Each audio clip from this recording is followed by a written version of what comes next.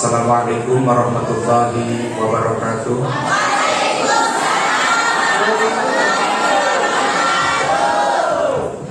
Alhamdulillahil malikil muta'al al-munazzah anisyuraka'i wal amthal. Wa sallallahu wa sallama ala habibina wa syafi'ina wa qurrata a'yunina sayyidina wa maulana Muhammad wa ala alihi wa ashabihi khairis suhbi wal hal, amma ba'd. Hadratal mukarramin wa muhtaramin, wa nakhussu bidzikri wa nakhussu khususan khasatan bidzikri fadilatasy syekh al-alim al-alama Kiai Mukhtar Ghazali wa man intasaba ilaihi ilman wa nasaban, wa nakhussu bidzikri akhirul karim Kiai Cep, Kiai Aang, Ibunya Rifa Arifah, dan yang lainnya. Semoga afadallahu alaina min barakatihim, amin Allahumma. Agar membuktikan bahwa saya itu adalah benar-benar sahabat karibnya Akhirul Karim, yakni Aang Saifullah, Aang Saiful Falah, mohon maaf. Saya dulu itu gak kenal sama sekali namanya Aang, itu gak kenal. Di Pondok Lirboyo, kalau Anda main ke Pondok Lirboyo, coba tanya namanya Aang Saiful Falah. Yakin dengan hakul yakin kalau saya tidak ada yang kenal siapa Aang Saiful Falah itu. Gak ada kenal. Tetapi beliau itu al-masyhur kalau di Pondok Lirboyo namanya Alvin.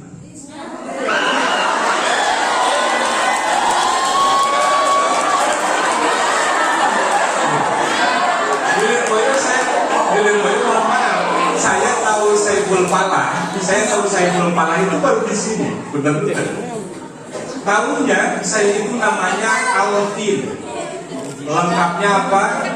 Nama lengkapnya adalah, dengerin, ini nama lain dari guru kalian. Kalau Fatihah bisa dua nama. Al-Fatihah ila ruhi, bisa kan ya kalau sudah meninggal.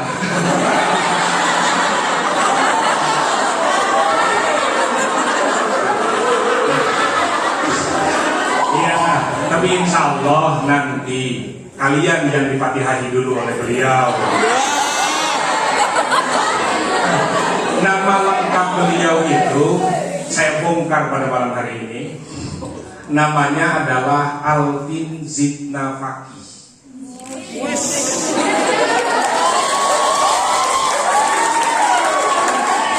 Saya pada waktu itu jelas muskilat. Bukan, tapi Alvin Zidna Fakih. Kalau nggak percaya, kalau lagi yang putri, kalau lagi beres-beres kitab beliau, coba cek nama di kitabnya beliau itu. Bukan Aang Saiful Falah, Alvin Zidna Fakih. Bu saya ditanya bahwa teh.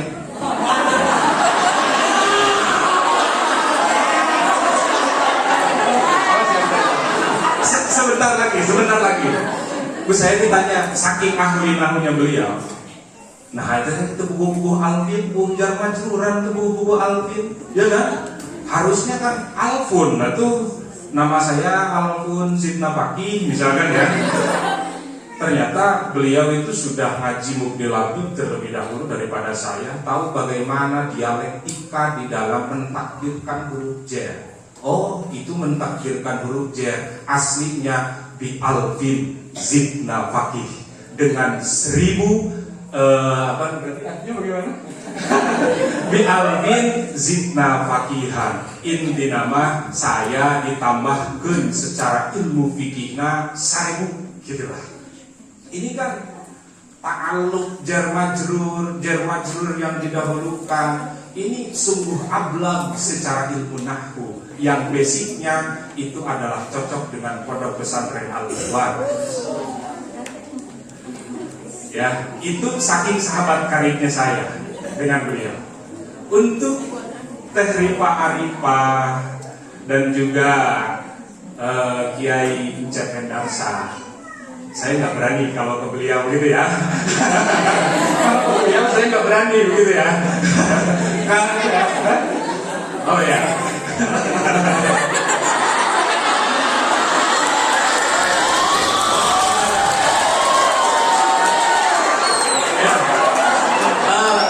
Kalau ke beliau karena saya hanya bersamai beliau-beliau itu 6 bulan, saya merasa junior dan seterusnya, saya respect 1 karung kepada beliau, gitu ya. Nah, yang saya hormati dan yang saya banggakan untuk selanjutnya, yakni wabil khusus Bapak Moderator yang dengan dialektika bahasa di dalam mengenalkan saya itu seolah-olah ingin menjadikan saya itu bahan objekan dia. Mohon maaf Moderator, waktu yang banyak bicara itu adalah waktunya saya. Hati-hati Anda.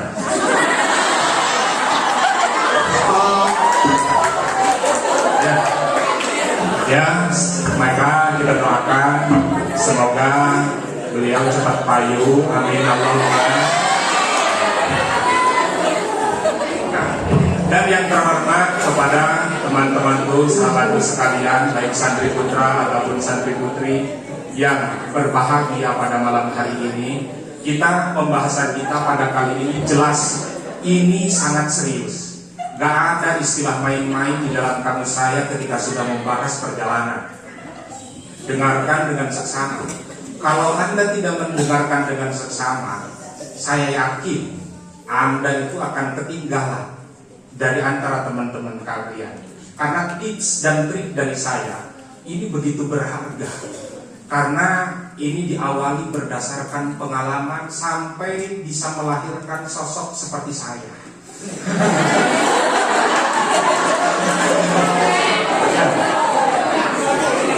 Mohon maaf, kembali serius lagi. Nah, di dalam Basul Masail tentunya ini adalah ada istilah mengadu otak atau mengadu idrok. Allah Subhanahu wa Ta'ala, kenapa penting berbasul Masail? Allah Subhanahu wa Ta'ala berfirman di dalam Al-Quran, Fabima rahmatin minallahi lintalahum walau kunta faddan ghalidal qalbi lam faddu min hawli fa'fu anhum wastaghfir lahum wasyawwirhum fil amr fa idza azamta fatawakkal 'alallah innallaha yuhibbul mutawakkilin. Dari ayat itu kita terjemahkan secara letterlock saja.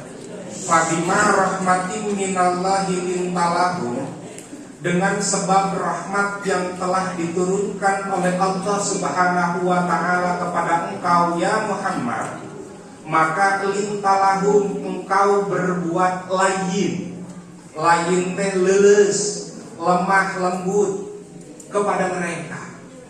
Walaupun tafaddon, kalau memang engkau itu adalah jelema heuras, bahasa orang nama ghalidul qalbi, hate nate teas, lang faddu min hauli, maka mereka pasti yakin menurut kamane. Lang faddu min hauli, maka Allah memerintahkan bagaimana supaya memiliki sifat linta. Allah memerintahkan bagaimana supaya kita memiliki sifat toleransi terhadap orang lain, maka fa'fu anhum wastaghfir lahum wasyawwirhum fil amr. Allah perintahkan supaya engkau saling maaf-maafan, kemudian saling memintakan ampunan, kemudian wasyawwirhum fil amr, ajak mereka berdialog. Berarti dari ayat Allah Subhanahu wa Ta'ala tersebut ini menelurkan satu pemahaman bagi kita. Apa itu? Kalau engkau ingin tidak fanatik di dalam satu masalah, maka berbanyak-banyaklah di dalam musyawarah, khususnya di dalam bahsul masalah. Karena ada fuqaha, ini dinukil oleh Sayyid Ali Al-Maliki di dalam kitabnya, bahwa al-alim itu berarti idza zada ilmuhu qalla inkaruhu. Seseorang kalau semakin bertambah ilmunya, maka qalla inkaruhu, akan semakin sedikit dia nyawad karena pakai yang saya. Ya.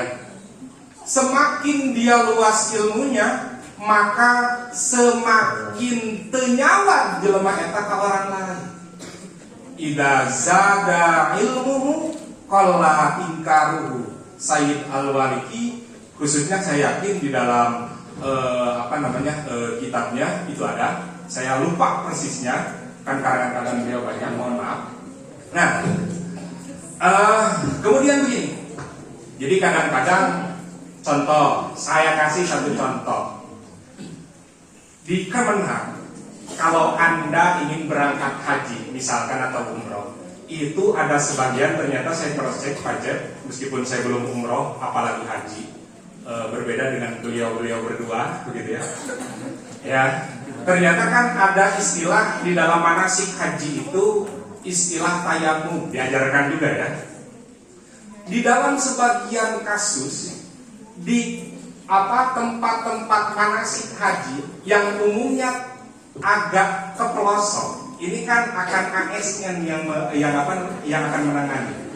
Ternyata di dalam proses tarbiyah tayamumnya, itu tayamum itu lamun cekurang kan musap wajah sareng tangannya dugi ke mana? Dugi ka siku.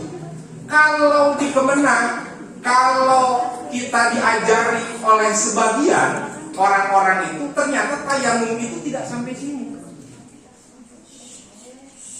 Tayamum itu tenepikeun ka siku, tetapi cukup panangan dampal, panangan apa dari itu naon Pak? Telapak tangannya saja, sebagian Pak. Jadi diusap, kemudian tangannya sudah. Lamun kurang apalna sapinah nawungkul, tidak apal muqaranatul madzahib, bagaimana pemikiran Malikiyah, bagaimana pemikiran Hanafiyah, jelas kurang bakal loba ingkar. Tayamum model kanaon eta? Eueuh di zaman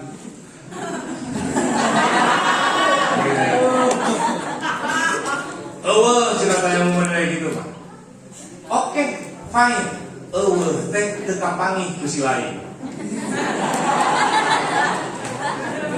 Ya. Teh teu kapanggih ku si lain belum tentu eta salah. Maka kalau orang kur apal nasabina, urang bakal ikat. Teu ceureuh ieu mah tukang manasik haji teh. Ngajarkeun tayamum, cek guru ngaji urang di lembur oge. Saaya-aya nu ngaranna tayamum mah nepikeun kasih. Ya. Tetapi menurut Imam Malik, nah ya kan. Menurut Imam Madhab Maliki, ternyata kan di dalam bahasa Al-Qur'an, contoh ya ayyuhalladzina amanu idza kumtum ila sholati faghsilu wujuhakum wa aydiyakum ilal marafiq wamsahu biru'usikum wa arjulakum ilal ka'bain. Saya mah teu ngeunaheun. Saya aya we kitu lah. Tapi begini, di dalam ayat wudu itu jelas. Berarti kan dari tangan sampai kepada siku. Berarti siku bukan termasuk tangan. Dan menurut madhab Maliki, ayat tayamum itu cuman yadun saja, tidak sampai marofi. Kalau Syafi'iyah kan ini diilhaqkeun kana wudu. Lamun Maliki mah bagiya ala itlaqihi. Maka menurut pemahaman Imam Malik, yang namanya tayamum itu tidak harus sampai terhadap si lamun urang can pernah bahsul masail, lamun urang can pernah mutolaah, maka hakun yakin saya akan menyangka bahwa kalian itu pasti mengingkari hal itu. Betul? Pertama, contoh. Jadi dengan musyawarah ini sifat fanatisme berlebihan kita akan terkurangi. Jadi kurang teh jadi hawana teh bakal suudon. Oh, naon teman? Naon? Oh, jelema teu ngaji teman. Jelema teh kan ini adalah bentuk suudon dari orang lain. Suudon terhadap orang lain. Itu suudonnya salah kamu sendiri. Karena Imam Sayyid Alwi Al-Maliki mengatakan idza kullama zada ilmu zada inkaruhu. Manakala dia itu sudah bertambah keilmuannya, dia akan berkurang dalam sisi ingkarnya terhadap orang lain. Oke, itu satu. Itu fungsinya musyawarah dan bahsul masalah. Kedua, kita itu akan cenderung menghargai pendapat orang lain. Maaf, saya dulu dengan Pak Kiai Aang ini sering bantah-bantahan. Ketika di forum, saya pasang urat, beliau pasang urat. Cuman tidak sampai berantem. Tetapi secara kita itu bertengkar, tetapi bertengkar di dalam pemikiran. Bukan bertengkar secara fisik. Itu kan perlakuan anak-anak SMP. Yang di luar, yang di pan tawuran di luar kan budak-budak seger deki kan gitu. Tapi lamun di pesantren ke alhamdulillah tawuranana dimasikin. Maksud tawuran itu anjeunana parebut salaman jeung guruna. Tidak ada itu di luar. Tapi yang sama. Saya dulu sering ya, ini hanya nama samaran. Dulu itu ada guru yang namanya misalkan nama samaran, tapi kalau bertepatan mohon maaf namanya Utep misalkan.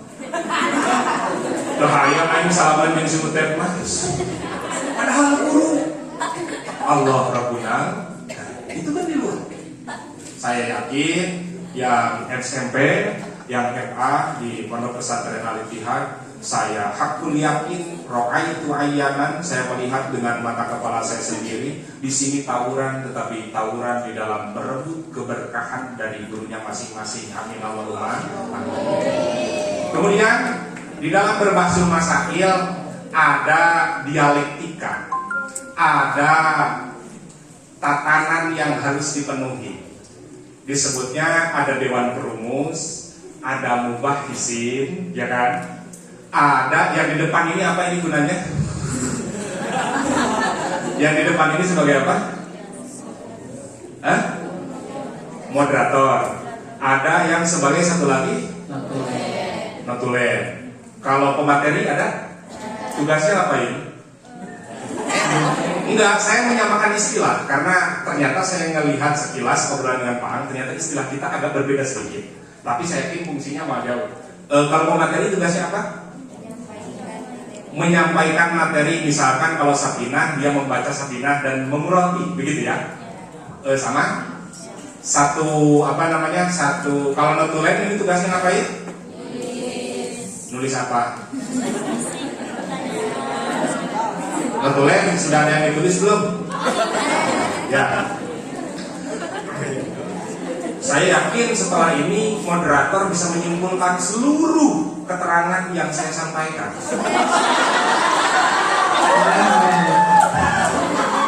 Kalau begitu nggak ada gunanya dong. Ya, moderator. Mohon maaf ya.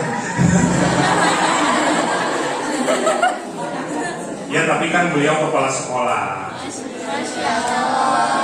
Saya yakin beliau memenuhi kapasitas itu, gitu ya. Anda salah awal mukadimahnya moderator. Ya, salah mukodimah dengan saya. Beliau ketika salah mukodimah, ya terima saja konsekuensinya, begitu kan ya. Kemudian gini, dalam dialektika bahasa saya biasanya dibagi berapa kelompok? Saya mohon maaf. Dibagi berapa kelompok? Dibagi berapa kelompok? 10. Biasanya Pak Notulen berapa? 5. Oh, 5 kelompok. Nah, dari 5 kelompok ini, misalkan pertanyaan, saya kasih salah satunya. Orang di dalam masailnya kan salah satu contohnya seperti ini. Orang di dalam kitab kan disebutkan al-ainani wika usahi faman nama falyatawaddo. Dua mata adalah sebagai pengikat dari yang namanya sahi. Sahi itu kalau kita terjemahkan bokong, mohon maaf. Nyaliangna ini nama jadinya, lain bokongna tapi liangna. Jadi manakala kedua mata ini tertutup, maka akan tidak terkontrol lubang belakang. Maka ulama mengistidlal dari hadis itu bahwa yang namanya tidur ini membatalkan terhadap wudu. Karena menurut ulama, tidur berarti akan menghilangkan kendali terhadap yang namanya lubang belakang. Ketika lubang belakang tidak terkendali, maka kemungkinan besar ini membatalkan terhadap wudu. Pertanyaannya, alasan kenapa ulama menyimpulkan ini kok batal? Oleh moderator disampaikan pertanyaannya, dari 5 kelompok tersebut jelas harus berbeda jawabannya. Betul? Karena dituntut seperti itu. Kemudian setelah itu, yang satu menjawab kelompok A. Kelompok A menjawab bahwa membatalkan. Apa ilatnya? Alasannya? Ternyata menurut kelompok awal ya tidak ada alasannya. Ini ta'abudi. Misalkan kan gitu. Kadang-kadang di syariat juga gak perlu alasan untuk menyebabkan sesuatu tersebut ini dibatalkan atau diwajibkan. Contoh, kenapa kamu wajib sholat? Allah menerangkan nggak alasannya? Nggak ada. Disebut sebagai ta'akuli. Ta'abudi. Kalau di dalam bahasa kerennya, ta'abudi itu bersifat dogmatis. Tidak boleh dipertanyakan kenapa wajib sholat. Karena itu sifatnya ta'abudi. Beda dengan yang ta'akuli. Kalau ta'akuli itu bisa dipikirkan secara rasional. Iya kan? Ntar saya kasih contohnya. Kelompok A, balik lagi kepada sistem dialektika musyawarah. Kelompok A menjawab batal. Alasannya ta'abudi. Lalu misalkan moderator mencari perbedaan pendapat, mencari perbedaan pendapat di kelompok yang lain. Nah, maka timbullah yang satu, membatalkan itu berdasarkan hadisnya. Ini memberikan pemahaman kepada kita bahwa yang namanya tidur ini membatalkan terhadap wudu karena bisa dipastikan ada angin yang keluar ketika tidur. Satu, berarti kan beda jawabannya. Jadi kelompok 5, moderator, pemateri, perumus, setupnya begitu. Kemudian A menjawab karena tidurnya, tidak harus dipertanyakan. Yang B menjawab bahwa ini karena ada angin yang keluar berdasarkan hadis tadi misalkan. Setelah itu, nah ya ini ya sistematika di dalam Bahsul Masail. Ketika jawaban sudah ada yang berbeda, maka tugas moderator ini mengangkat terhadap manapun. Nah, sudah ada yang beda. Baik A ataupun yang B, genwe tilu nama belum komentar, misalnya ya, yang tilu belum berkomentar. Misalkan yang dijawab itu ternyata jawaban kedua yang mengatakan bahwa kalau memang tidur membatalkan itu karena bisa dipastikan hitut si eta keluar angin. Dengan bahasa referensi bahwa kalau jelema misalkan liang aina dicor heug sare, maka ini tidak membatalkan cek manehna karena alasannya logis bahwa lamun dipastikan tidak ada angin yang keluar pasti debat. Nah, diangkat oleh jawaban anu kedua, kemudian maka dituntut, nah itu moderator ya, yang suka jadi petugas moderator itu dikembalikan lagi, dianggap tidak ada lagi. Sok tanggapi jawaban B ieu ku kelompok A, C, D dan E. Wah, teu kaharti atuh model kitu mah. Berarti lamun misalkan aya jelema nu di kuliah. Jelema di kuliah. Cobalah saya bersare, coba tolong teliti lubang belakang saya. UMT tumuan sebebeting, saya rek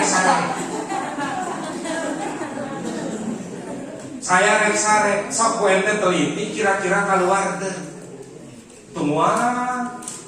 Ternyata besok-besoknya pagi, oh ternyata memang terkeluar. Iya berarti tebatal. Tapi kan ribu cenah moal aya jelema model gitu ya kan. Nah maka solusina eta teu kahati. Lamun alasanana huru jurih aya kaluarna angin ketika dia itu tertidur, ilat membatalkannya.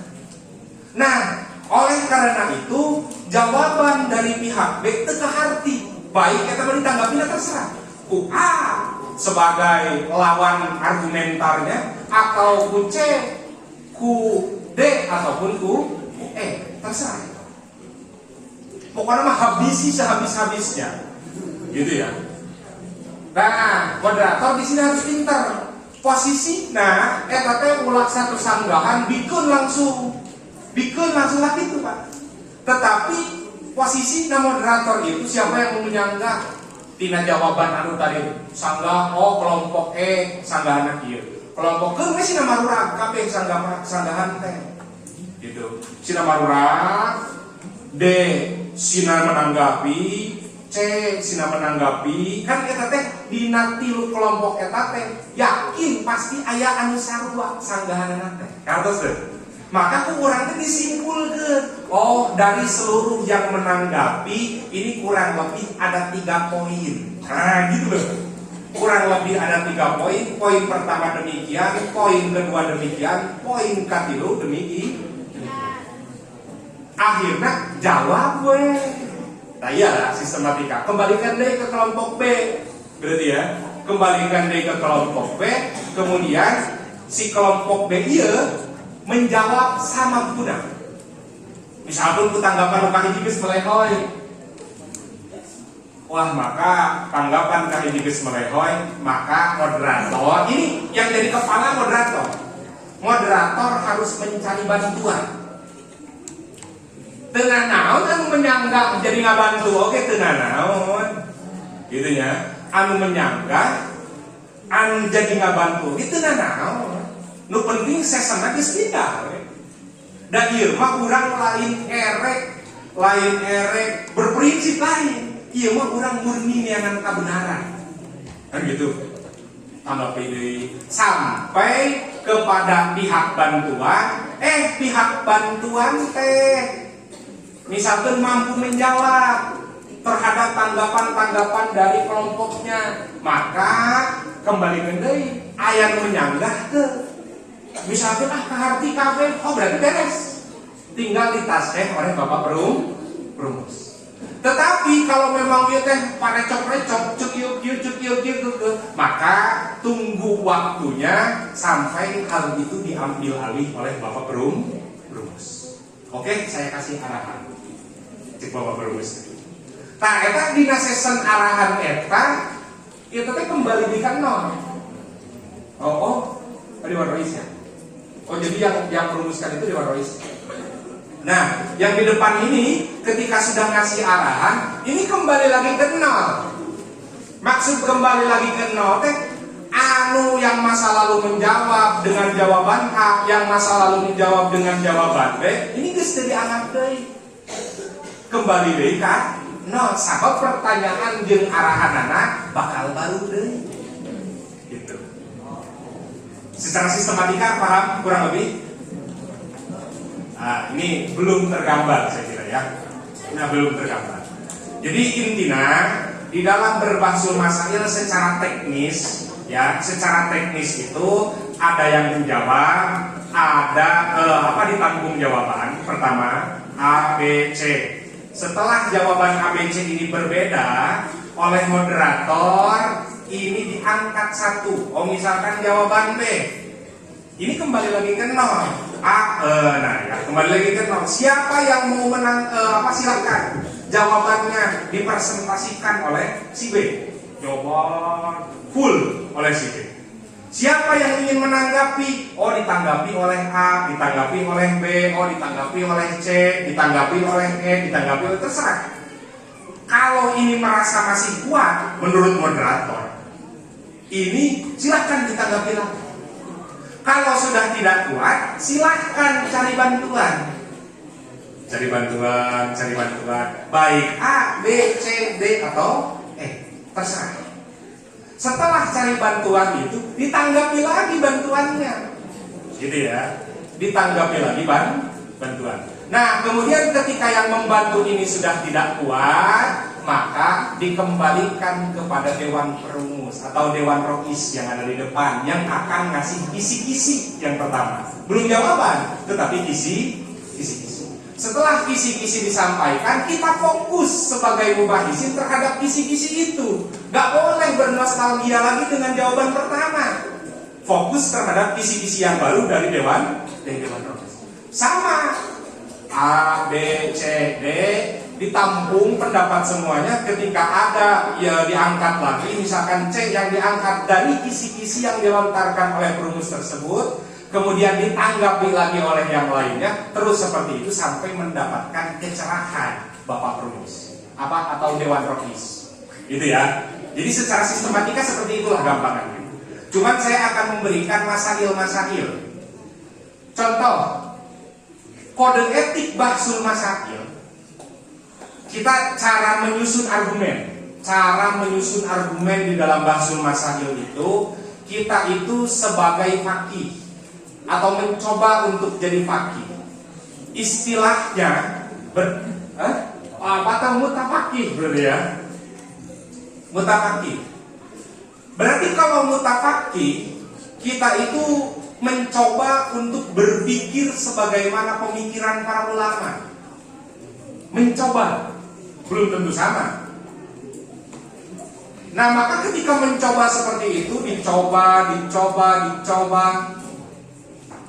Salah satunya saya akan kasih clue. Di Fathul Qorib bab Ubudiyah, bab fistikmali awanid dhahab wal fiddah. Itu kan haram memakai awani memakai wadah dari emas dan perak. Ya, yang pihak laki-laki haram haram untuk memakai wadah bejana yang terbuat dari emas dan perak. Kenapa diharamkan? Karena menurut ilat yang terdapat, ini adalah likasroti kulubil masakin. karena ini akan menyakiti terhadap hatinya orang-orang miskin.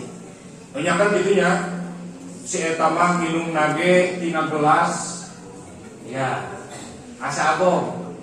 Si eta mah dahar nage ku piring nage geus lain bangsa urang. Si eta mah piring nage piring emas. Minum nage dijieun tina gelasna gelas perak. Berarti akan ada kasroti qulubil masakin, akan menjadikan sakit miaraan kanu jadi orang-orang miskin. Timbul pertanyaan, apakah setiap perkara yang menyakiti hati orang-orang miskin haram? Nah gitu ya. Contoh, ece anu A jeung ece anu B, status ekonomi beda. Nu ieu mah pakaianana branded, misalkan kaosna oge dari Uniqlo misalkan. Nu hiji deui mah saya aya kaos sangsang unggul. Dasar saya aya. Misalkan deui anu santri pamageut, oh nu hiji mah saruna TPHS, Kucubung, branded lah. Babaturanana mur paling HDT gajah duduk, sesana mah Wadimor jeung Sapir. Saya tanya dengan jujur, ada rasa sakit atau tidak? Hah? Saya yakin ada. Ya. Aya rasa, urang teh hayang kan gitu ya. Minimal gitu. Urang teh hayang itu juga batur teh. Pertanyaannya, ini bisa enggak disamakan dengan kasus bahwa istikmalu awani dzahab wal fiddah ini kan haram karena miaraan. Make baju alus, make mobil sae, jeung nu mobil anu biasa. Kira-kira sami-sami miaraan teh? Sami. Langsung kan. Dirinya kade urang teh ulah tertipu.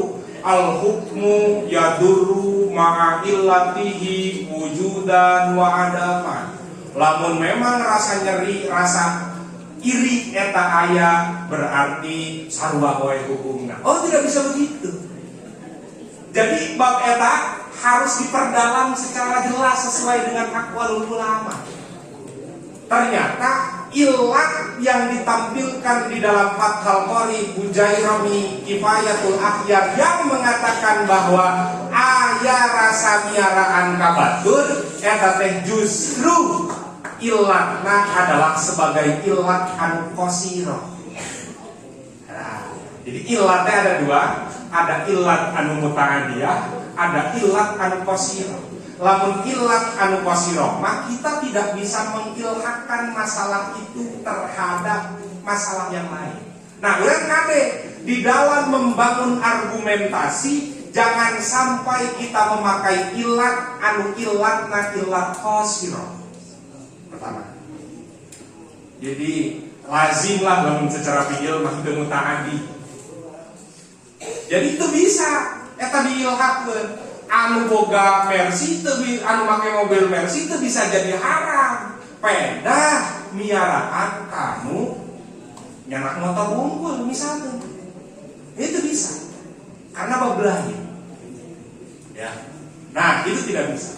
Yang kedua, di dalam membangun argumentasi, kita itu tidak boleh ilhaqul masail binadhiriha dengan ada yang di kitab itu yang lebih adna daripada kenyataan. Contoh, kita buka Bughyatul Mustarsyidin.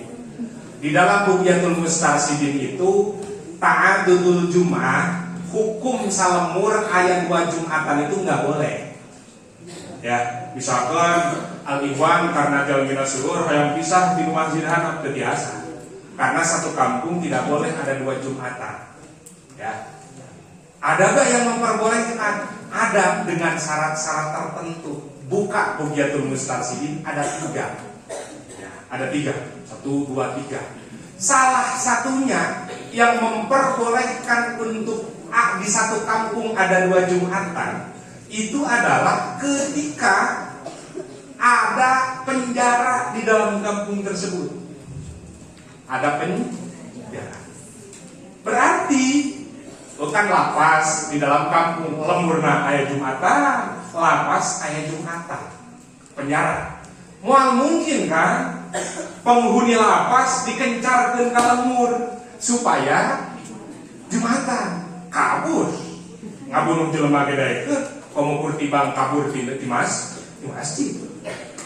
Maka salah satu rukhos yang memperbolehkan tahajudul Jumat itu adalah adanya penjara di kampung tersebut.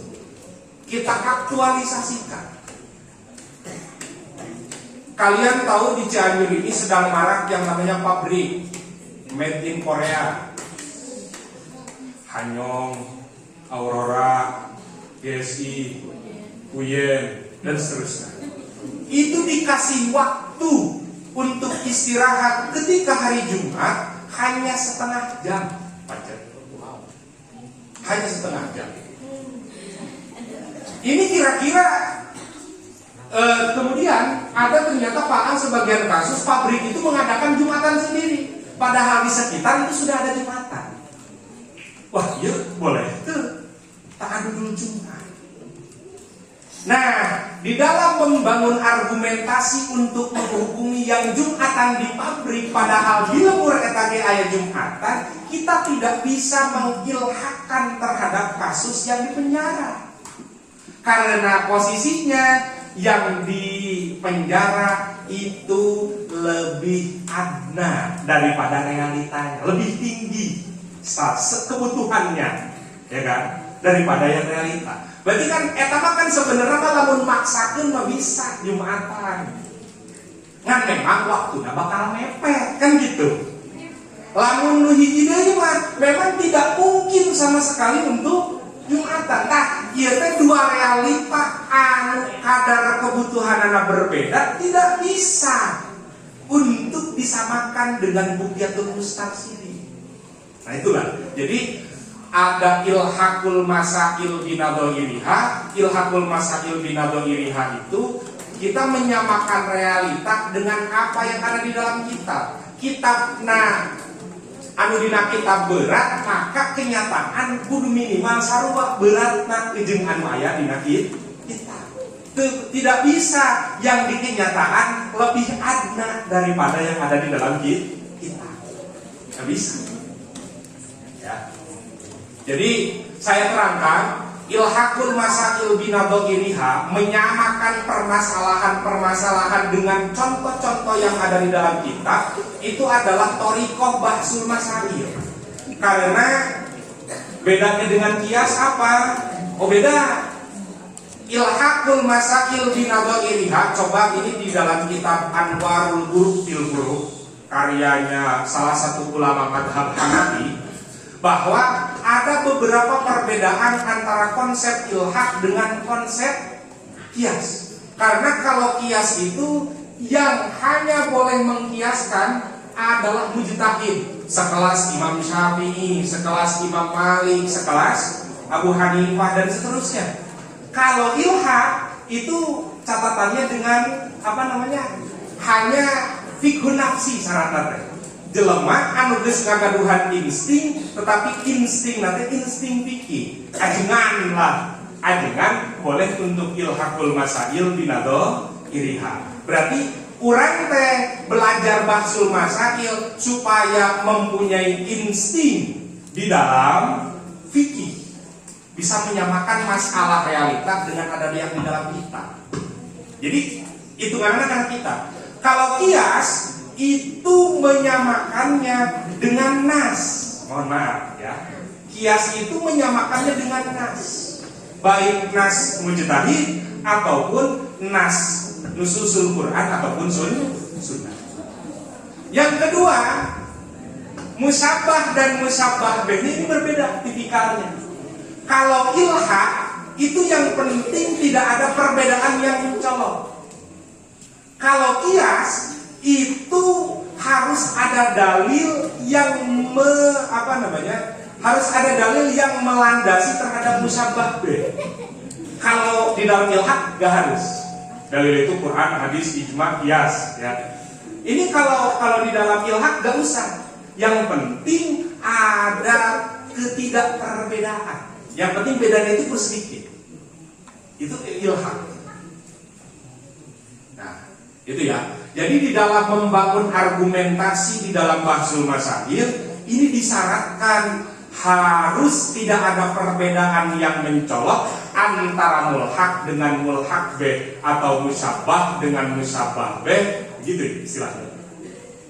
Kalau ada perbedaan yang mencolok seperti tadi, ya, maka ini nggak bisa. Orang yang kasus Jumatan di pabrik tidak bisa disamakan dengan kasus penjara, karena pabrik statusnya lebih rendah daripada yang ada di penjara. Gitu. Dalam membangun argumentasi di dalam bahsul masail. Kemudian, oke lah, kalau misalkan nanya anu gampang. Contoh seperti bagaimana hukumnya main dadu, bagaimana hukumnya main catur. Itu kan gampang. Maksud gampang itu ayat coretna soreh teu kudu diilhaqkeun, ya kan? Soreh teu kudu diilhaqkeun. Tetapi pertanyaan-pertanyaan itu akan ribet ketika konsepnya pakai ilhaq. Contoh, orang-orang bukan. Contohnya seperti ini. Orang hormat bendera. Menurut sebagian ormas, ini hormat bendera gak boleh. Tidak ada yang patut dihormati kecuali Allah Subhanahu wa ta'ala dan Nabi-Nya. Apa ini bentuk hormat? Hormat kepada apa? Hukumnya berarti dijawabnya pakai kumaha orang-orang bahsul masail.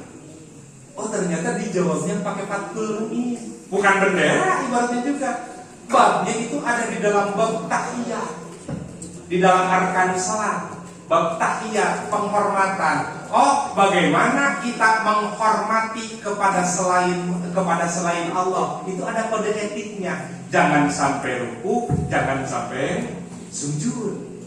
Ini kira-kira benda ini layak dihormati, muhtaram atau tidak? Oh, muhtaram atau tidak berarti buka lagi babnya. Bendera itu berarti diilhaqkeun kana naon ya? Ieu muhtaram atau henteu? Berarti pembahasan muhtaram kita harus membuka bab istinja. Ya kan? Istinja itu gak boleh pakai perkara yang muhtaram. Muhtaram itu apa saja? Oh, banyak kategorinya. Tinggal diilhaqkan saja. Dan ternyata secara bukti sejarah, misalkan di Al-Kamil kita rek bahwa yang namanya bendera itu sebagai identitas suatu bangsa. Manakala bendera ini sudah jatuh, maka telah kalah pula kelompok tersebut di dalam medan peperangan. Kan gitu. Jadi untuk menghukumi bagaimana hormat bendera, kita harus buka beberapa bab. Pertama, kita harus buka arkanus salat, rukun terakhir yakni tasyahud, bab tahiyat. Kita harus buka bab istinja untuk membahas muhtaram. Kita harus membuka lagi terkait urusan sejarah, bagaimana al-makthur min Rasulillah Shallallahu Alaihi Wasallam terkait bendera, ya kan?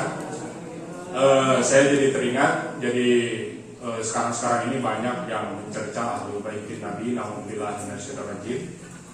Saya kira nggak usah ikut-ikutan, karena mulianya seseorang itu bukan terkait nasab, tetapi mulianya itu dengan isi kepala dan takwa kepada Allah Subhanahu wa ta'ala. Jelaslah kita manut maulid tiba nggak usah ikut-ikutan. Ahlul baitil mustafa tuhuri hum amanul ardi fadzakiri syubbihu bil anjumi suhuri mitlama qad ja'a bi sunani ya Rasulullah.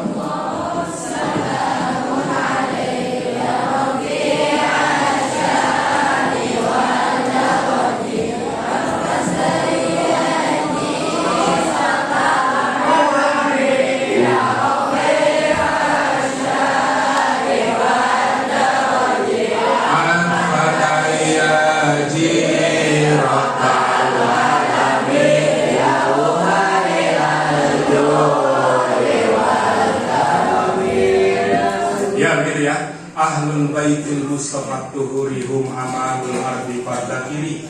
Yang namanya ahlu baitin nabi itu tuhur, suci, maka mereka itu amanul ardi, menjadi panjer-panjer atau paku dunia.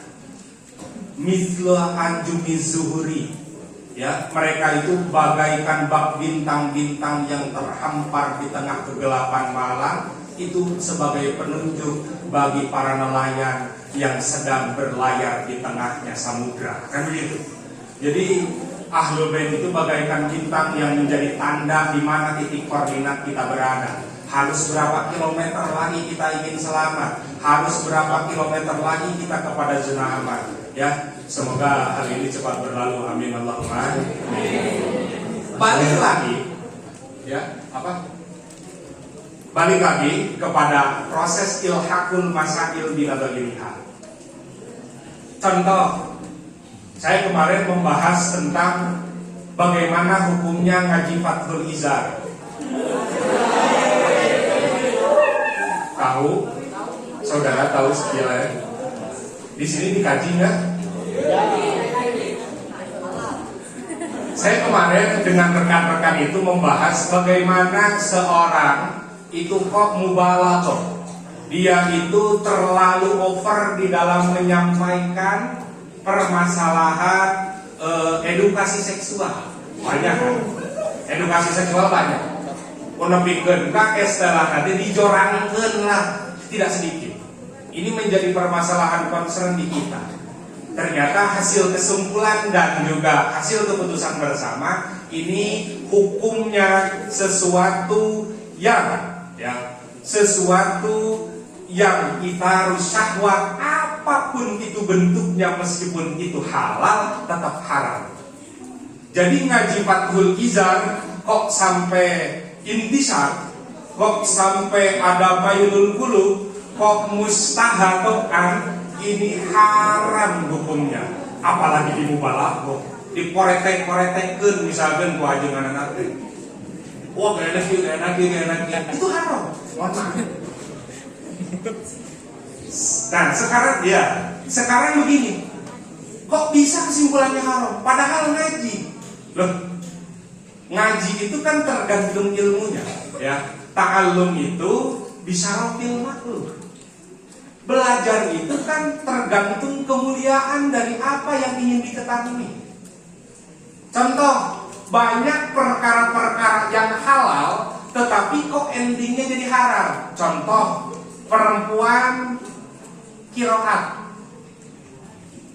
jadi qori, boleh, ya, boleh, karena suara itu bukan aurat, betul. Li'anna saw laisat min jumlati aurati, maka boleh perempuan kiroat. Tetapi kalau ada don ini yul tagabiha, lamun heuk mustami teh merasa dalam tanda kutip berhayal dengan suara wanita tersebut, maka akan haram.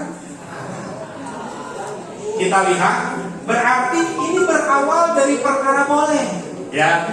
Berawal dari perkara boleh, maka kemudian dari perkara boleh kok menimbulkan keharaman. Karena ada unsur isyarus syahwat, membangkitkan nafsu. Ini haram. Contoh lagi, kita melihat jamadan. Jamadan itu benda mati, itu hukumnya boleh, betul. Ningali batu, tingalikeun batu teh, itu boleh. Atau ningali kaca, cermin, boleh. Maka menurut ulama, melihat perempuan di balik cermin ini kan nggak apa-apa. Perempuan kasful aurat, membuka aurat. Perempuan itu membuka aurat. Satalanya nggak mencet bahasa orang, satalanya orang lelaki. Da orang teu naon ningalina kana kaca, nggak apa-apa. Tetapi kalau sampai izhar syahwat, ini haram. Kira-kira saya tanya, ada enggak secara seseorang yang normal bittibai inda dawil ukul wattibai salima. Menurut orang normal, ini kok melihat perempuan dari balik cermin kok tidak menimbulkan syahwat? Ada nggak? Nggak ada. Maka yang kita lihat itu mubah, cuman itharus syahwatnya haram. Nah begitu loh. Berarti ngaji Fathul Izar itu boleh, tetapi jangan sampai itharus syahwat. Meskipun yang ngarang itu orang Jawa, khususnya orang Kediri ya Pak Yai Aap, ini gak pernah sama sekali masyaikh kita itu membacakan kitab Fathul Izar. Cukuplah dikonsumsi pribadi hal-hal seperti itu mah. Matakan ngaji sih bisa. Gitu. Jadi education seksual itu bisa konsumsi secara pribadi. Hayal nggak hayal mamane, gitu ya. Tapi nggak hayal, oke. Lamun memang kurang kok macak jadi nggak hayal, ini juga bisa syahwat. Nggak boleh. Jadi apapun itu dari perkara mubah kok menimbulkan syahwat, nggak boleh. Jadi kan karena yang diperbolehkan itu hanya pergumulan kita dengan yang namanya istri kita. Berarti untuk menghukumi ngaji Fathul Izar kita harus membuka kitab Ihya Ulumuddin fi Fadilatil Ilmi, ya kan? Syaraful ta'allum bi syarafil maklum, kan gitu ya.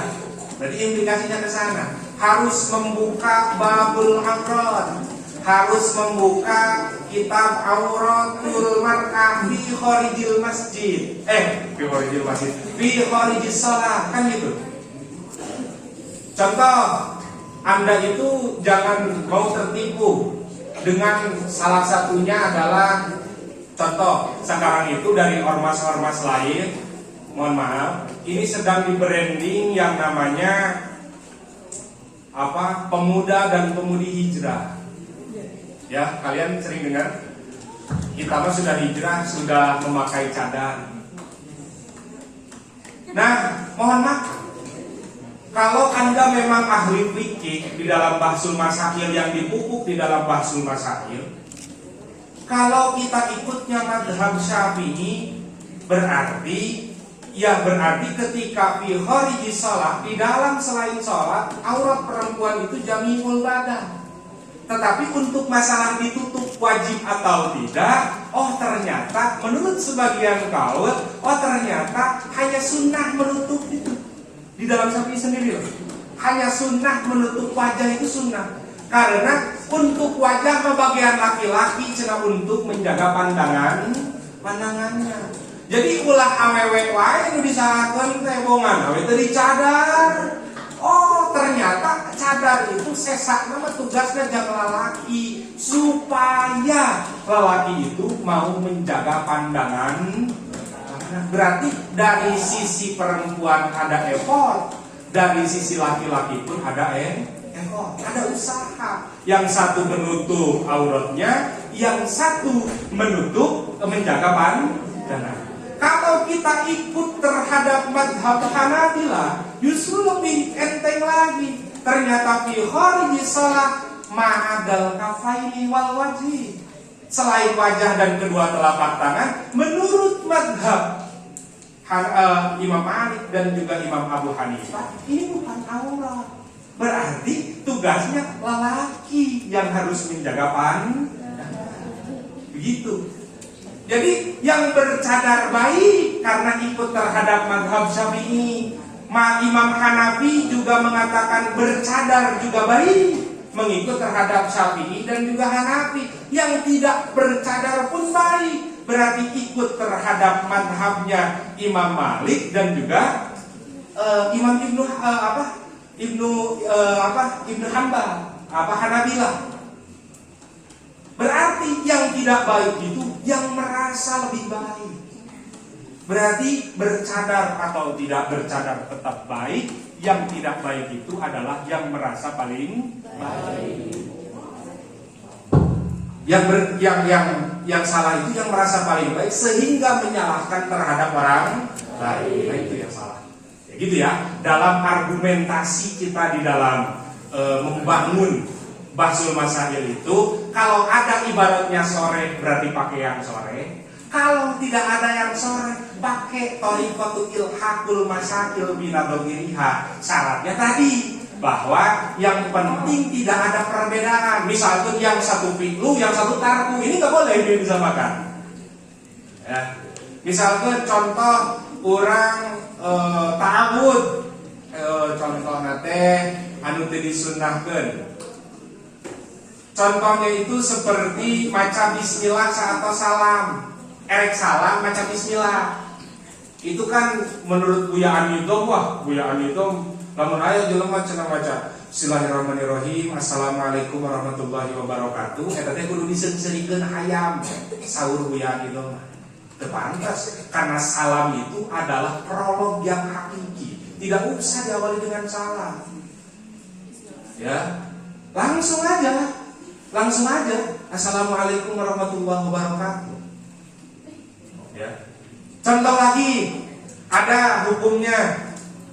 Qala Allah Ta'ala fi kitabihil karim wa huwa asdaqul qailin. A'udzu billahi minasyaitonir rajim. Nah, ini pun menurut Imam Suyuti di dalam Al-Hawilil Fatawinya, ini kesalahan yang orang-orang umum perbuat. Rata-rata mubaligh gini yang seperti ini. Kata Imam Suyuti, bukan kata saya. Khutbah itu kan mubaligh ya konsepnya. Ini kesalahan. Kenapa? Karena kita itu ketika ingin menyampaikan contoh, saya ketika tadi idza kuntum ila sholati fagsilu, enggak pakai a'udzu. Kenapa? Karena saya untuk istidlal, membuat dalil, bukan bertujuan qiraah. Kalau bertujuan qiraah baru pakai a'udzu. Idza quri'al Qur'an fasta'id billah. Titah ta'awun sote lamun rek maca Al-Qur'an, lamun teu biqasdil qiraah mah contoh berarti kurang lil istidlal, maka enggak harus. Nah ini rata-rata yang salah. Kalau tidak percaya Al-Hawilil Fatawi. Nah ini adalah kesalahan-kesalahan yang banyak dilakukan utamanya oleh santri. Nah, saya yakin kalau orangnya rajin mutolaah, rajin bahsul masail, ini tidak akan terjebak dengan framing-framing salah kaprah seperti itu. Karena kita memiliki tendensi yang begitu kuat, kemudian kita pun memiliki ulama-ulama yang kredibel di dalam pembahasan. Jadi kurang lain menghukumi contoh ketika kita itu mutafaqih, kalau kata Pak Ahmad, kita itu tidak bisa memakai kaidah fikih, tidak bisa. Contoh, gade itu kan intinya akan utang piutang kemudian diberi jaminan. Jaminan itu kan hanya sebatas jaminan, nggak boleh dipakai. Saya gade motor kepancet. Nah, motornya itu idealnya nggak boleh dipakai oleh saya karena hanya sebatas jaminan. Yustaufa biha inda tahadzuril wafa, kan gitu. Akan dibayar dari motor itu ketika memang saya tidak mampu membayar, kan begitu. Nah, maka ketika ayat jalmi anu memang make sawah gadean, saya ngegade sawahnya dipakai misalnya seberapa sum sampai utang bayar. Oke, ini tidak ideal, gitu ya, tidak ideal menurut syarat awal Fathul Qori, ya. Tetapi hal ini ada kemungkinan diperbolehkan, tetapi di thariqatil ilhaq, bukan di thariqatil al-adah muhakamah, gak bisa. Ya, berarti itu solusinya ada di dalam kitab Fatawi Kubro li Ibni Hajar Al-Haytami. Oh ternyata kalau memang tidak disyaratkan bisul bil akdi, maka akad rohannya tetap sah. Kemudian ketika akadnya tetap rohan tetap sah, maka itu sebagai tabarruk dari pihak orang yang orang yang meminjami uang, begitu ya. Nah ya, saya secara umum sistematika bahsul masail sudah saya terangkan. Bagaimana membangun argumentasi sudah diterangkan. Kemudian apalagi ya, di dalam bahsul masail cukup itu saja. Yang kedua, manfaatkan teman. Yang ketiga, manfaatkan teman. Saya yakin di sini banyak yang pintar. Yang merasa kurang, deketin yang pintar. Dulu itu saya dengan Pak Ang berekan. Pak Ang itu kalau saya kermales dijuk-juk ku beliau. Ibu ayo patul meribat. Mohon Pak, Nabi mah senior Pak beliau. Gitu. Beliau itu kakak kelas saya 1 tahun. Jadi beliau lulus 2019, beliau lulus 2020, saya 2021. Beliau itu senior saya. Gitu. Nah, jadi saya tuh tukang dioyak-oyak. Alhamdulillah saya punya teman seperti beliau. Anu mana teman eta teh mendukung terhadap proses belajar mengajar. Proses kita bertransformasi di dalam pemikiran fikih. Alhamdulillah. Nah, oleh karena itu, lamun aya babaturan persiapan jangma bahasa, babaturanna pinter, maca kitabna pinter, neangan referensina pinter, cicing urang lamun bisa pangajajankeun. Di dieu aya sebelah. Di dia sebelah misalkan lamun lalaki mah resepna ngopi, misalkan pangmeserkeun kopi, sok mah teraskeun, abdi ngadangukeun. Kan ini jadi semangat ya, jadi suguhan kopi, anak teh ditangerangkeun, tah anjeun bawa pulpen. Minimal teu kacatet keterangan oge, sok catet tah pembicaraan manehna. Ketika dicatat pembicaraan manehna, engke nu ngomong teh urang lain manehna. Nu ngomong teh urang lain manehna. Saya tidak bermaksud, mohon maaf ya. Jadi nu ngomong teh urang, tapi ketika urang mentok engke diserahkeun ka Pak Ang. Gitu kan.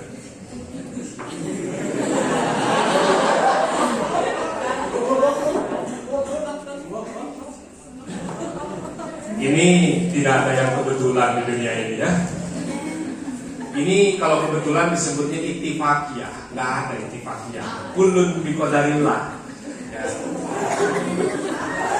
Ya, jadi dulu itu ketika saya berbahsul masail rekan dengan Pak Ang, jadi Pak Ang yang nyari referensinya, saya sebagai orang yang ngomongnya.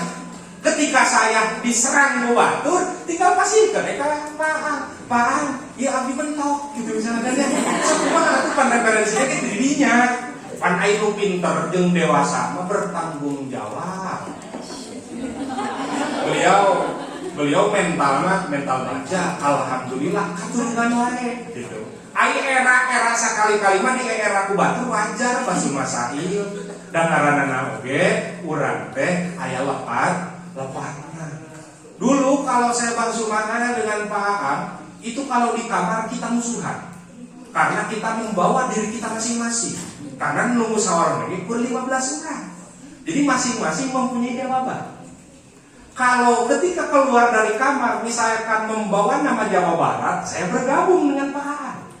Tetapi ketika saya keluar di event lain dengan atas nama kelas, maka kita adu gengsi perangkatan. Jadi saya saling menyalahkan dengan beliau ini bukan setahun 2 tahun, lebih dari 6 tahun. Itu misalkan ya, contoh di dalam memahami takbir. Misalkan begini. Itu bukan referensinya yang salah, tetapi pemahaman Anda yang kurang. Nah, gitu. Itu istilah-istilah seperti itu sudah biasa dan tidak baper. Karena memang itu forumnya. Saya meskipun senior dengan Pak Ang, kalau di dalam bab bahsul masail kita adu murad. Ini kan thariqah ulama kita dahulu. Contoh, Al-Ghazali berbeda pendapat dengan Ibnu Rushdi. Ada kitab yang namanya Tahafutul Falasifah, ya. Jadi mengkoreksi terhadap kaum filsafat pada waktu itu. Dibikinlah kitab yang namanya Tahafutul Falasifah. Al-Ghazali bikin lagi kitab bahwa Al-Ghazali ingin membenarkan terkait konsep filsafat yang ada di dalam kitab Tahafutul Falasifah. Beliau namai dengan Tahafutul Falasifah, ya kan? Ini kan saling mengkoreksi dan saling berbeda pendapat. Kalau memang ranah ilmiah boleh. Yang salah itu kalau saya sampai tidak hormat kepada beliau, itu adalah sebuah kesalahan yang paling besar. Ya, saya berbeda dengan beliau biasa. Jadi karena biasa berbeda itulah kita dididik menghargai pendapat orang lain, gitu ya. Tetapi kecuali hal-hal yang memang sudah sifatnya nggak ada apa namanya, nggak ada toleransi. Dina keterangan eta mah bedana tuh, itu bisa. Contoh serek murtad, egae atau pendapat maneh nyaulah gitu mah gitu ya. Karena itu berkaitan dengan kaidah kita. Tetapi kalau dalam ranah pemikiran, contoh Imam Nawawi jelas di dalam Fathul Mu'in itu menyalahkan terhadap Al-Ghazali yang mengatakan bahwa sholatul roboib itu masnunah. Al-Ghazali di dalam Fathul Mu'in diikuti bahwa yang namanya sholatul roboib itu dianjurkan, tetapi ini dibantah habis-habisan oleh Imam Nawawi. Padahal kan sama-sama ulama. Justru Imam Nawawi itu terilhami membantah Al-Ghazali ini berdasarkan kitabnya beliau sendiri. Ya, berarti Imam Nawawi itu punya kitab yang namanya Minhajut Thalibin. Minhajut Thalibin ini terilhami dari kitab Al-Muharrar karyanya Imam Ar-Rafi'i. Ar-Rafi'i ini terilhami dari yang namanya kitab Al-Ghazali yang 3, Al-Basit, Al-Wasit, Al-Wajiz. Imam Al-Ghazali ini mendapatkan aqwalul ulama dari yang namanya Imam Haramain. Ini kan gurunya sendiri kalau secara keilmuan. Tetapi dalam urusan ilmiah beliau bantah-bantahan itu dengan yang namanya Al-Ghazali. Berarti kan ini bukan hal yang tidak diperbolehkan. Anda misalkan dirumuskan oleh pengersanya Pak Aang, Anda tidak setuju, silahkan utarakan. Tetapi dengan bahasa yang santun dan sopan. Karena pemikiran itu, karena justru Pak Aang itu akan lebih bunga, saya yakin, ketika kok ada anak didiknya lebih secara idrok dan juga keilmuan. Oh, gening takdirna tadinya nya, insyaallah, tabarakallah, gening kapangina mah kumane, lain urang, kan gitu. Justru lebih banget. Oleh karena itu, saya akan buka pertanyaan, misalkan ada yang tidak paham bagaimana terkait teknis dan seterusnya. Saya mohon maaf yang sebesar-besarnya. Wallahul muwaffiq ila aqwamit thoriq. Wassalamualaikum warahmatullahi wabarakatuh. Waalaikumsalam warahmatullahi wabarakatuh. Itu adalah aplaus yang meriah untuk narasumber. Alhamdulillah. Ya, pertanyaan. 15 menit. Alhamdulillah, tadi yang telah disampaikan oleh narasumber begitu singkat dan padat dan jelas ya. Baik tadi beberapa dialektika maupun sistematika tentang Basul Kutub wal Masail yang pernah beliau alami, dan alhamdulillah beliau tadi mengatakan bahwasanya kepada moderator mudah-mudahan cepat payu cina gitu. Ternyata sami can payu narasumber lagi.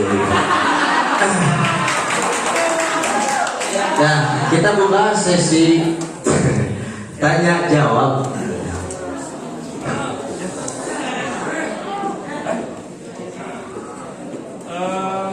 Tiga. Oke. Sesuai request daripada narasumber, ada 3 pertanyaan untuk laki-laki dan 3 pertanyaan untuk perempuan. Silakan ajukan tangan, sebutkan nama supaya narasumber lebih tenang.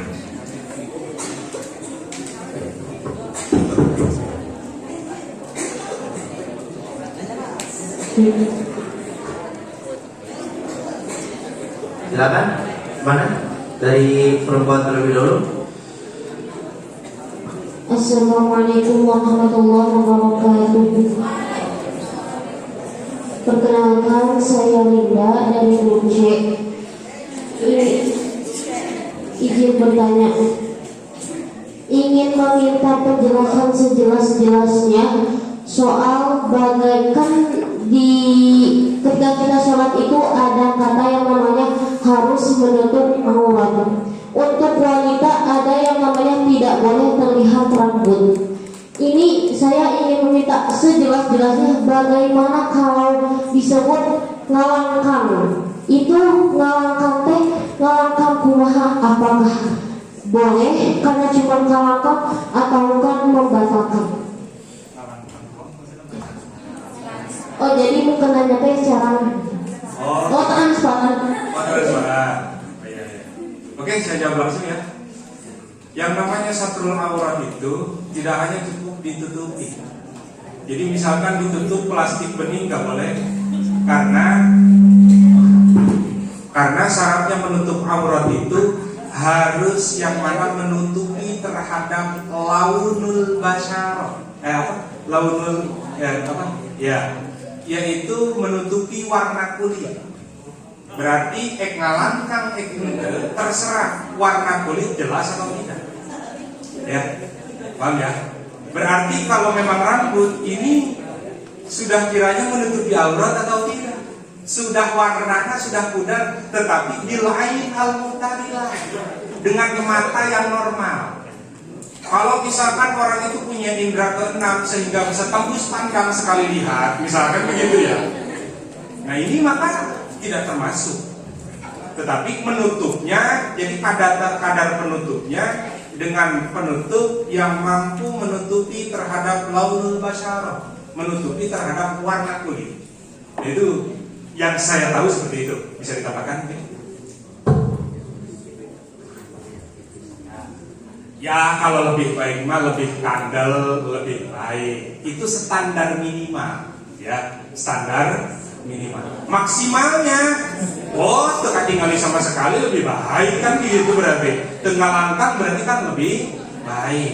Karena justru lamun ngahajar supaya membuat syahwat terhadap orang lain, ini justru akan menjadi pertanyaan lagi, ya kan? Nah itu saya kira diusahakan. Saya kira untuk standarnya sudah ada ya, standarisasi dari MUI terkait kalau bahasa Indonesia nama mukena, ya kalau bahasa Sunda nama mukena, bahasa Jawa nama rukuh, terus saya di bahasa Indonesia, ya, dan seterusnya itu saya kira sudah ada, gitu ya. Yang penting menutupi warna kulit, gitu ya. Bahkan menurut sebagian pendapat pakai lumpur itu gak apa-apa karena sudah menutupi warna kulit. Tapi erek sholat itu bari kebelokan kan gitu ya. Oke, saya kira cukup. Oke, sekarang kita lanjut pertanyaan kedua dari laki-laki. Silakan, siapa yang bertanya? Angkat tangan, sebutkan nama.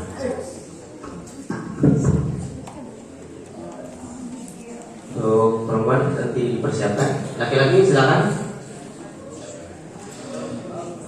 Assalamualaikum warahmatullahi wabarakatuh. Waalaikumsalam warahmatullahi wabarakatuh.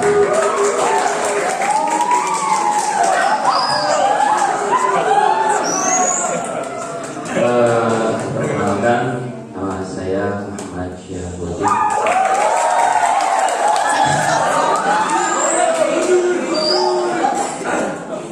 Ingin meminta penjelasannya sama perihal masalah yang umum terjadi sehari-hari di kita, yaitu masalah bercengkrama, bertatap wajah dengan lawan jenis yang bukan mahram.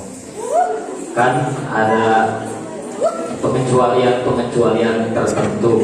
Nah, jikalau di luar pengecualian tersebut kita melakukan aktivitas sehari-hari, misal bekerja di pasar atau sebagai gojek, bercengkrama melihat perempuan yang bukan mahram, bisa disebut umumul balwa atau tidak? Saya minta arahannya. Terima kasih. Assalamualaikum warahmatullahi wabarakatuh.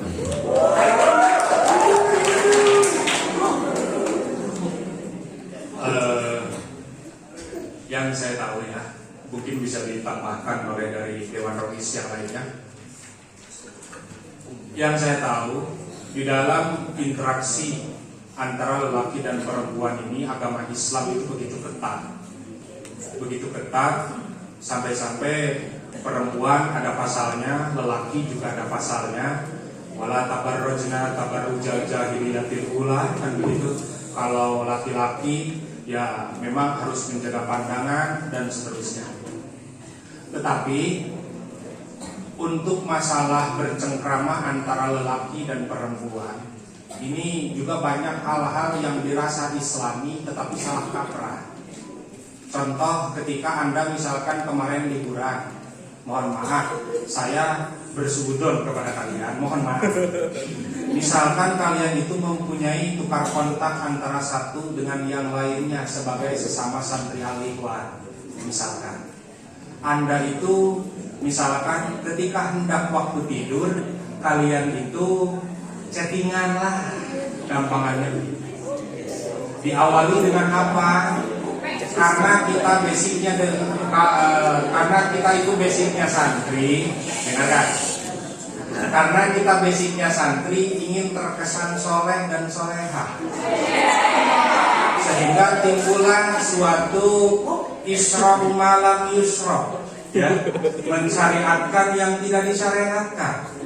Contoh ketika Anda membaca salam terhadap lawan jenis via WA, ini adalah sebuah kesalahan besar. Dan yang saya herannya, yang ngechat duluan pastinya laki-laki dong.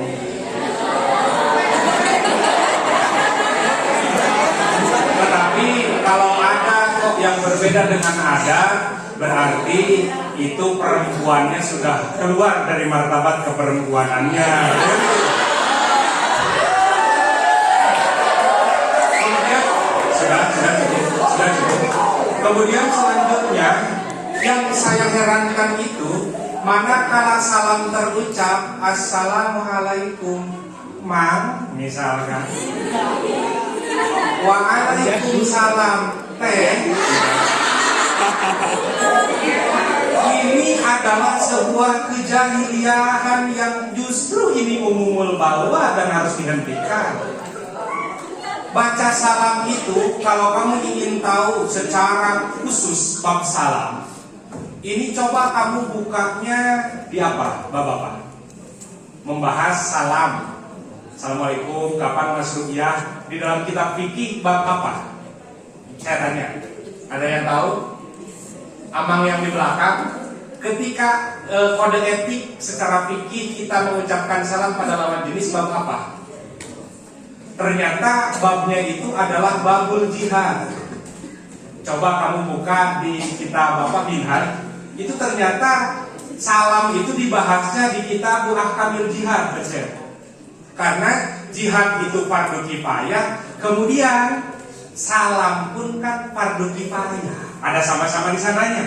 Kemudian bahaslah terkait fardu kifayah yang lain. Contoh seperti ilmu kesehatan, ilmu astronomi, kemudian ilmu arsitektur dan seterusnya. Itu dibahasnya di dalam babul jihad. Salam itu hukumnya haram ketika kepada ajnabi ataupun ajnabiyah yang sama-sama munfaridah. WA itu sifatnya pribadi. Saya kira ketika yang mengifsah salamnya haram, maka yang jawab pun tidak wajib. Karena gitu nih, sok dibohongi dengan istilah laki-laki. Jadi awe sila laki teh kumaha carana ieu si awewe teh supaya ngabales chatna teh. Akhirna ngechatna teh assalamualaikum. Diri dua unggul, da urang teh bogoh misalnya. Lakina mulai, oh jawab salam itu wajib loh. Dia mulai akal busuk. Jawab salam itu wajib loh. Kalau Anda perempuannya itu yang berdaya, yang memang alim dan pintar, Anda tidak akan tergoda dengan rayuan receh seperti itu.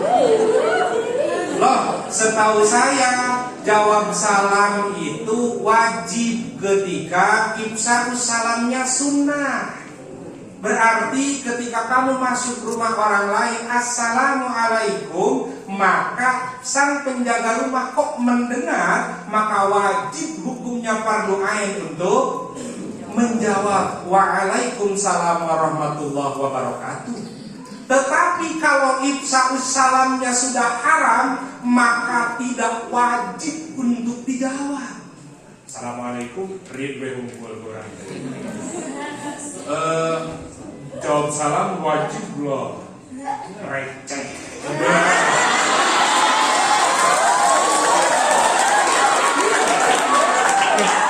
Itu adalah Isra malam Yusra. Saya kira untuk masalah ojek dan seterusnya, Fatwa Lirboyo di dalam buku-bukunya jelas. Di dalam bukunya Kang Santri, perempuan naik ojek hukumnya haram. Anda dibonceng dengan siapa? Itu bukan saya loh yang menjawab. Buku-buku Lirboyo hasil rumusannya naik ojek haram. Kenapa naik ojek haram? Satu, nungarana ojek mual mungkin dulu. Misalkan orang dibonceng ke anak biasa ojek, itu tadi mana kan lain-lain? Yang ojek itu adalah orang lain. Jeung deui dina motor tidak bisa kita didampingi oleh mahram karena jok itu muatnya cuma 2 orang. Ya kan? Urang rek bawa adi tuh bisa. Makanya kudu dipangku maya adi. Saya kira untuk urusan dialektika atau interaksi antara laki-laki dan perempuan, ini kita manut saja terhadap apa yang menjadi mustasnayah di dalam Fathul Qorib, Bujaironi al-Fatih dan seterusnya. Contoh, saya bermuajahah kepada laki-laki dan perempuan di sini, ini boleh, karena taklim wa ta'allum itu salah satu murokis untuk memperbolehkan kita berinteraksi dengan lawan jenis dan seterusnya. Mungkin saya kira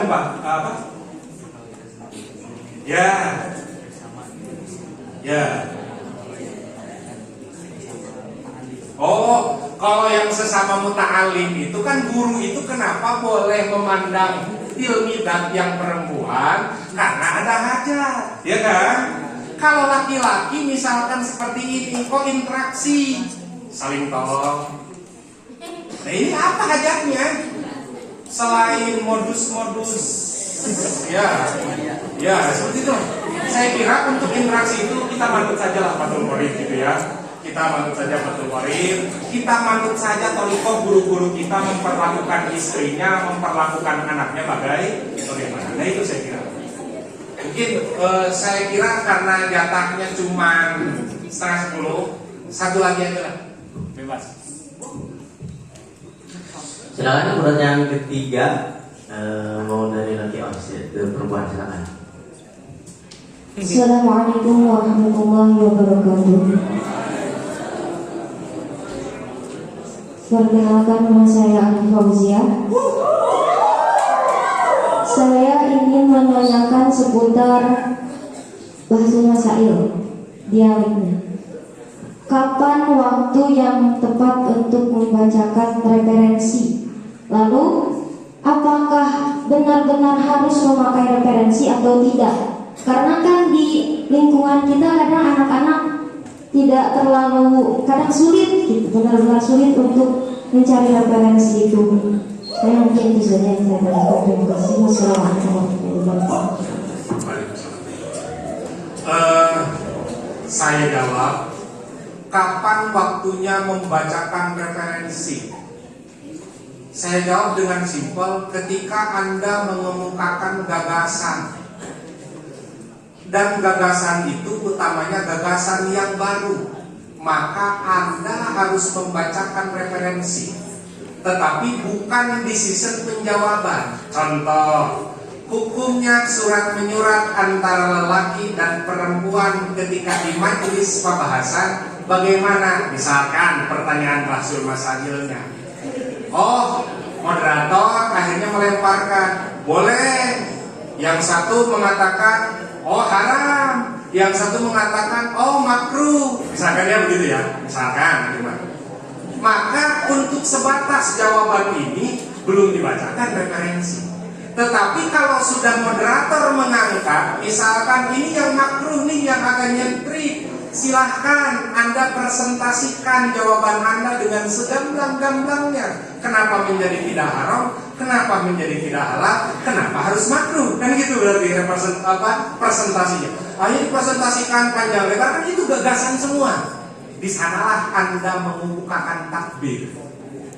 Atau bahasa lain ibarat itu adalah referensi takbir ataupun aqwalul ulama. Di sanalah kamu membaca.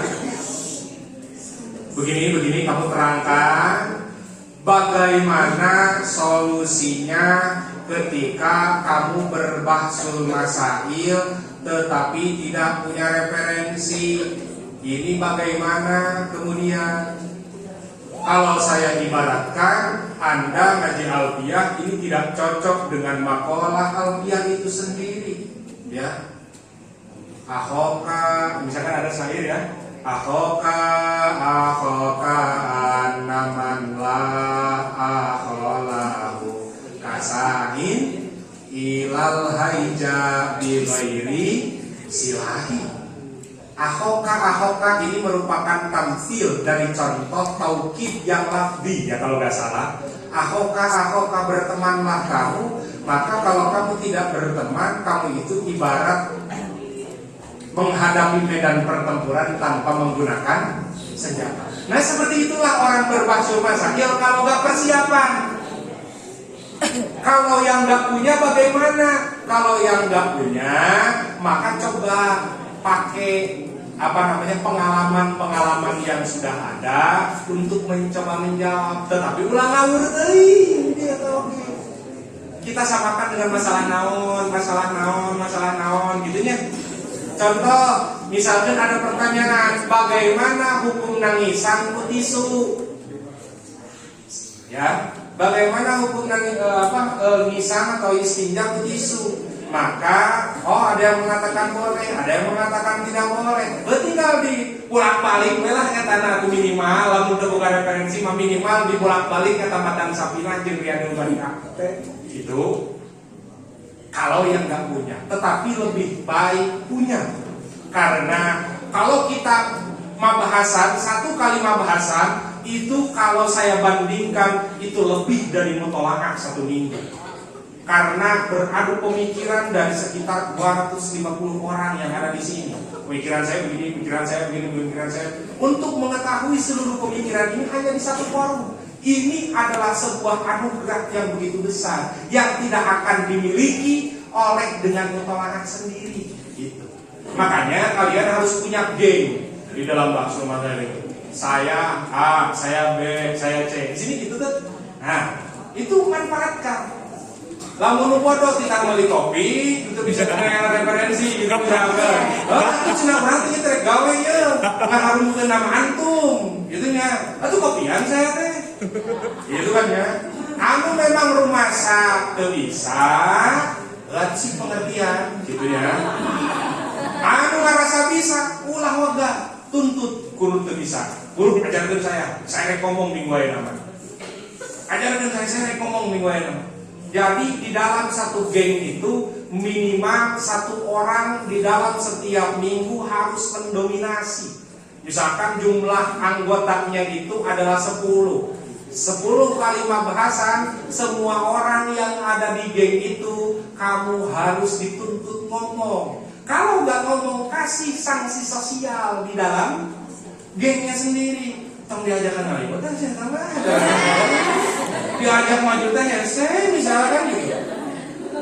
Di Lemboyo itu kenapa kok saya ini gitunya rajin ngajina, rajin mutolaah. Nah, sabab saya tadi diperhatikan oleh senior. Lamun saya rada kulir teu daek musyawarah jeung teu daek ngaji, ku senior teh dibenua. Naon maneh? Jaman terang ngaji. Naon gitu. Jadi lain dibalik. Ini rajin, sok rajin, cina gitunya.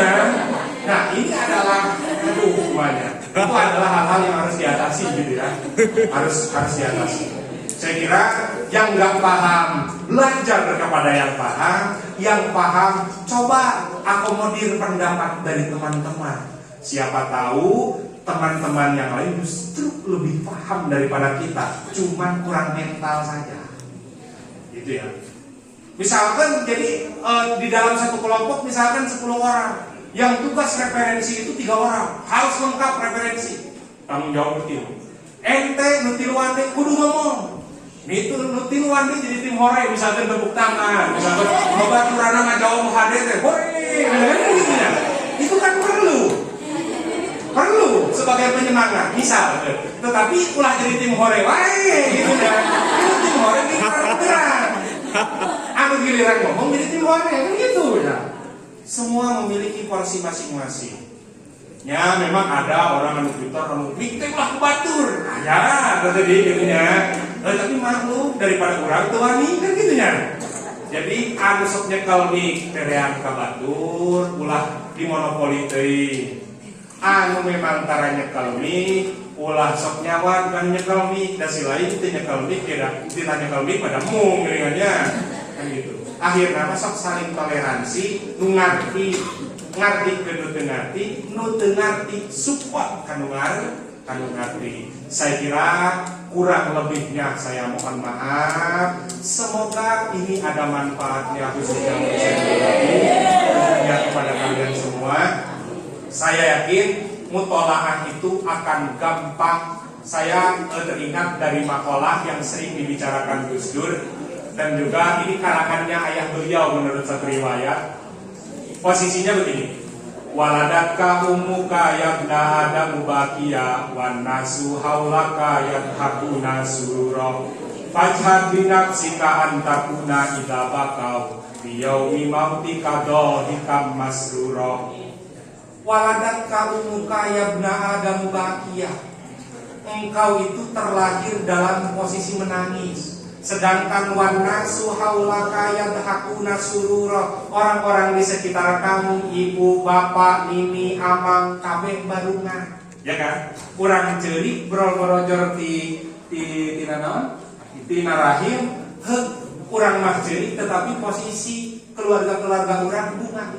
Maka fajhad binafsika antakuna idza bakau fi yaumi mautika dhahikam masrura. Maka anjeun kudu berusaha kumaha carana ketika orang meninggal teh mereka menangisi kita dalam posisi dhahikam masrura, dalam keadaan tertawa jeung bunga anu kacida.